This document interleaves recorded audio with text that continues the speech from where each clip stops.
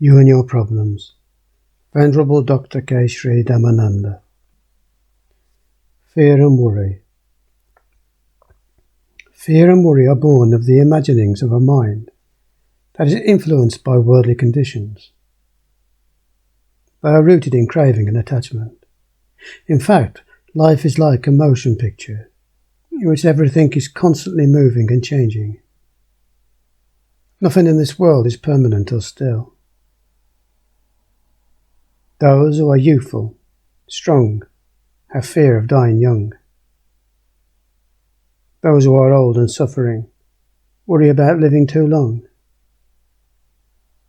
Locked in between are those who crave for pleasure all year round. Joyful expectations of the pleasant seem to pass off too quickly. Fearful expectations of the unpleasant create anxieties that do not seem to go away. Such feelings are natural. Such ups, downs of life play with an illusionary self or ego, like puppets on a string. But the mind is supreme unto itself, and the training of the mind, otherwise known as mental culture, is the first step towards taming mental unrest. The Buddha has explained, from craving springs grief. From craving springs fear. For him who is wholly free from craving, there's no grief, much less fear. All attachments will end in sorrow. Never tears nor long goodbyes can end the transitoriness of life. All compound things are impermanent. Old and young suffer in this existence. No one is exempted. Many teenagers have growing pains, being neither frogs nor tadpoles. Teenagers are understandably inexperienced at building stable relationships with members of the opposite sex. They try to show off their beauty in trying to impress their opposite sex, who are flattered to see themselves as sex objects. Both try to behave not as they really are, but as what they think is adult. They are afraid that if they behave naturally, they will be laughed at. Behaviour like this has the potential for exploitation. There's fear of rejection as well as worry when ego is affected. Unrequited love will then often break many teenagers' hearts because they feel they have made fools of themselves. Some are even driven to commit suicide. But such excitement could be avoided if life is seen as it really is. Young people must be taught the Buddhist approach to life, so they can grow into maturity the correct way. The Buddha said, "Wheresoever fear arises, it arises in the fool, not in the wise man." Fear is nothing but the fear of the mind. One state of mind is subject to control and direction. The negative use of thought produces fear. The positive use realizes hopes and ideals. The choice rests entirely with ourselves. Every human being has the ability to control his own mind. Nature has endowed man with absolute control over one thing, and that is thought. Everything a man creates begins in the form of the thought. Here is the key to help one understand the principle by which fear may be mastered. A noted British anatomist was once asked by a student, "What's the best cure for fear?" He answered, "Try doing something for the well-being of others." The student was considerably astonished by the reply and requested further enlightenment, whereupon his instructor said, "You can't have two opposing sets of thoughts in your mind at one and the same time."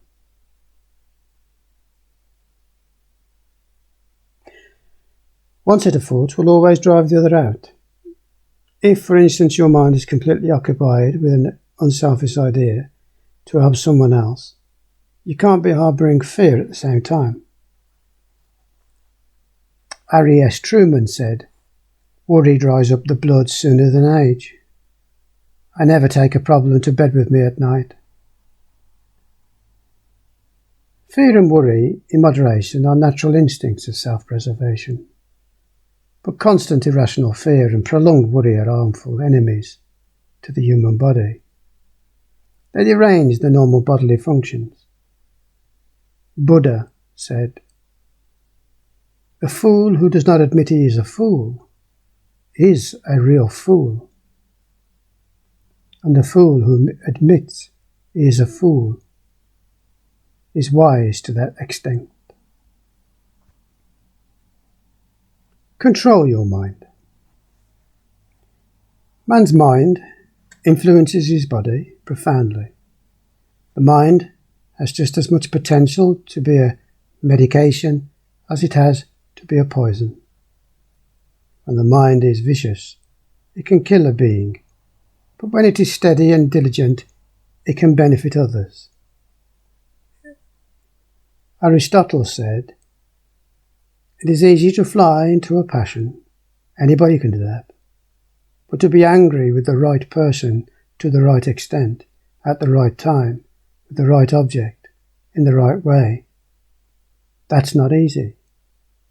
And it is not everyone who can do it." When the mind is concentrated on right thoughts and supported by right effort and understanding, the effect it produces is immense. A mind with pure and wholesome thoughts leads to a healthy, relaxed living. He is strong who conquers others.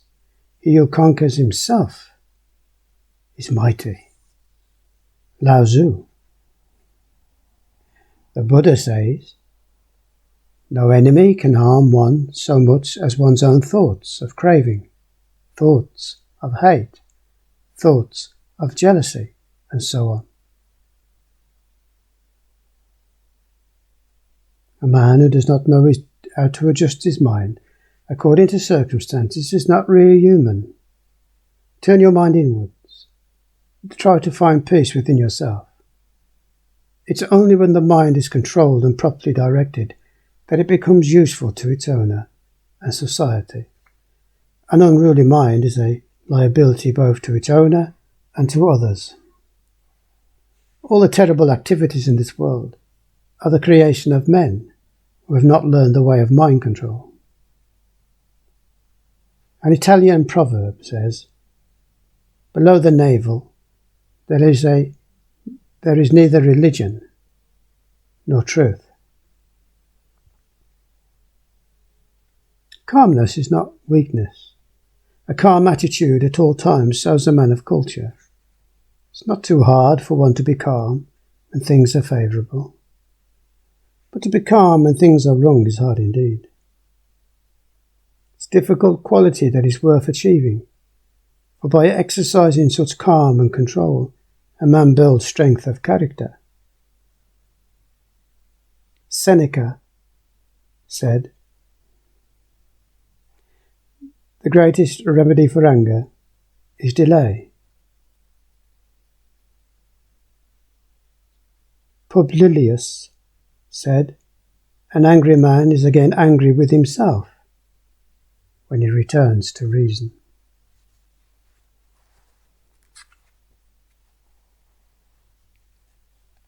Follow nature.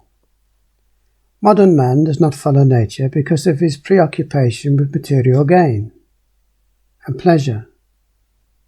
His mental activities are so preoccupied with worldly pleasures that he neglects the needs of moral development. The unnatural behaviour of contemporary man immediately results in the wrong worldview of human life and its ultimate purpose.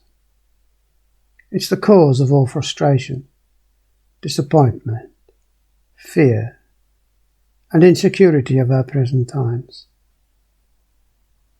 If man is cruel and wicked, lives against the laws of nature and the cosmos, his acts, words, thoughts pollute the whole atmosphere.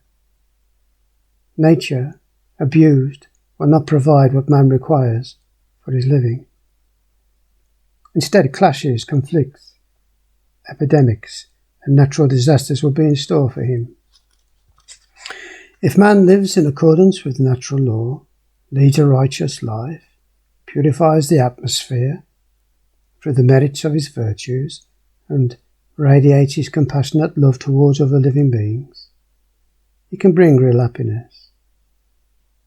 One who really likes peace should not violate another man's freedom. It's wrong to disturb and deceive others.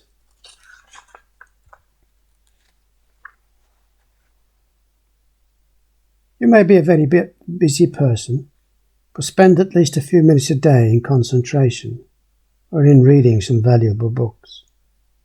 This habit will relieve you of your worries and will develop your mind. Religion is for your benefit. Therefore, it is your duty to think about your religion. Spare some time to attend gatherings held in religious atmosphere. Even a short period spent in the company of spiritually inclined people will produce good results. Pythagoras said, "The world is a series of changes, sometimes in your favour, sometimes against you. When you are in charge, do good. When you are overruled, bear it."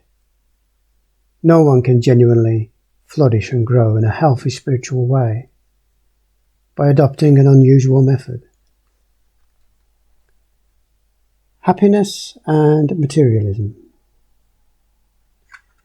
The Buddha taught that all of our unhappiness results from selfish desire for more pleasure that money can buy, more power over other men, and most important of all, to live forever, even after death. The desire for these things makes people selfish. They think only of themselves, want things only for themselves, do not care about what happens to others. When their wishes are not fulfilled, they become restless, discontented.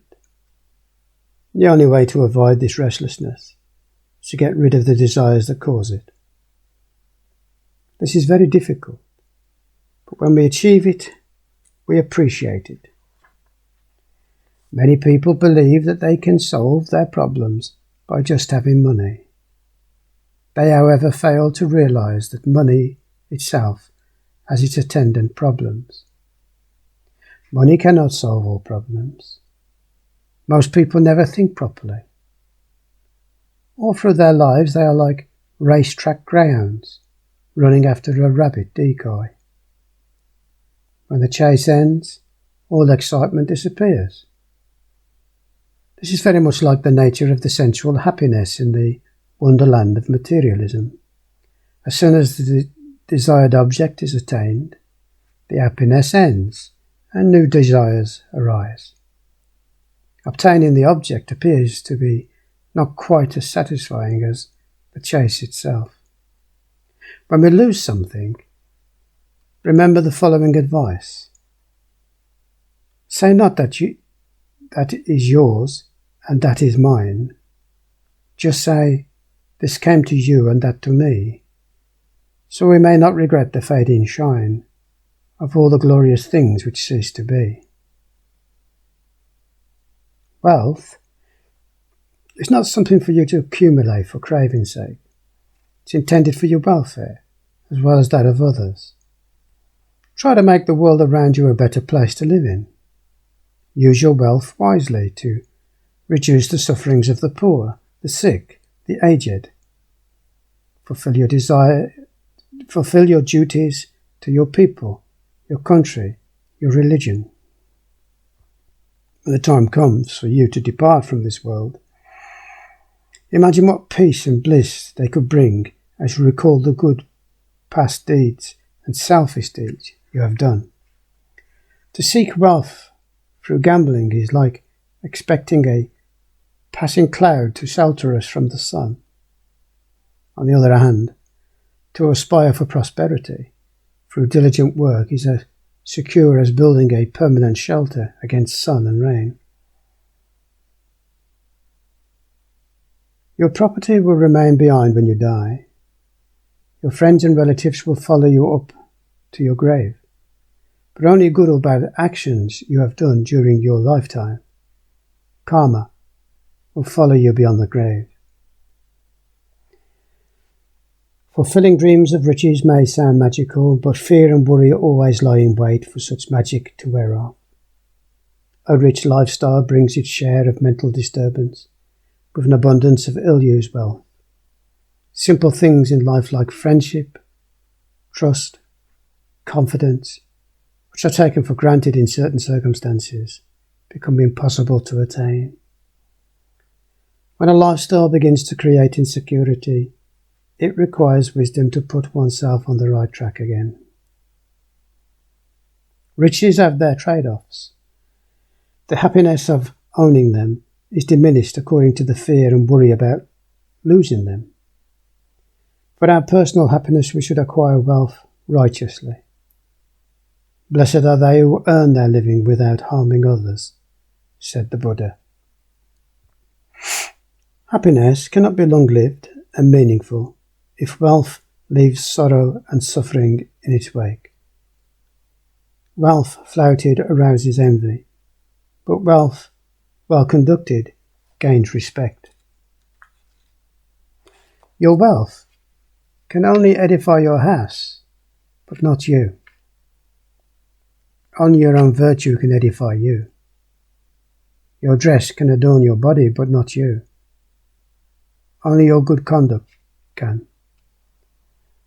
Ultimately, it is bliss to know that happiness is a perfume you cannot pour on others without getting a few drops on yourself.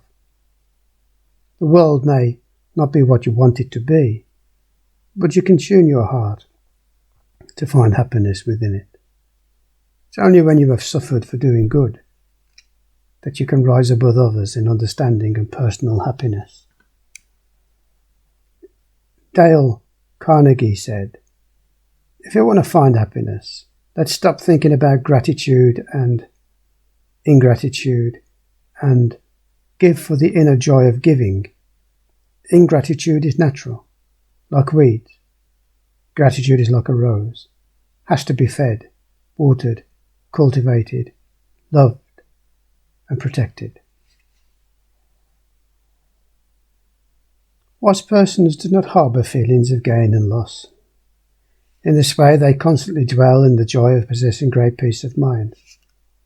Man must know how to use his youth, wealth, knowledge, at the proper time, at the proper place, the proper way, for his own benefit as well as for others. If he misuses his privilege, it will only cause his downfall. Man must be strong enough to know when he is weak, brave enough to encounter fear, proud and unbending in honest defeat, humble and gentle in victory. Life in the modern age has become particularly trying and problematic, though it remains a fact that the standard of living has generally improved. Man is still suffering immensely under the weight of present-day living. The physical condition of man has been reduced to such a pathetic level that he succumbs to untimely death by killer diseases such as cancer, heart failure, diabetes, to an unprecedented degree. Mentally, he is so tension-ridden that he has forgotten the art of relaxing, and he cannot even enjoy sound sleep without the aid of tranquilizers. In this setup, interpersonal relations have become so brittle and vulnerable that the divorce rate has become alarmingly high, thus letting loose a whole series of other social problems such as uncared-for children, juvenile delinquency, suicide. Thus, life has become a problematic burden. A solution to make life more tolerable and enjoyable is a great pressing need. We live and work and dream. Each has his little scheme. Sometimes we laugh, sometimes we cry, and thus the days go by. Some people have blessings of sudden wealth through chance of inheritance, but not many are endowed with the wisdom to protect, conserve, or put it to good use. Anything that is not earned through the sweat of one's brow tends to be wasted through abuse. A poor man can be happy, but a happy man isn't poor. In this age of material pleasure, man is not much concerned with a life after death. The Buddhist axiom is that a man reaps what he sows. If one has led a useful moral life and reached old age with a sense of fulfillment, contentment, equanimity, one has no regrets. A well-spent, blameless life brings, according to Buddhism, happiness beyond the grave. Such a person is said to progress from light to brighter light. Jyoti Jyoti Parayano. A. 286.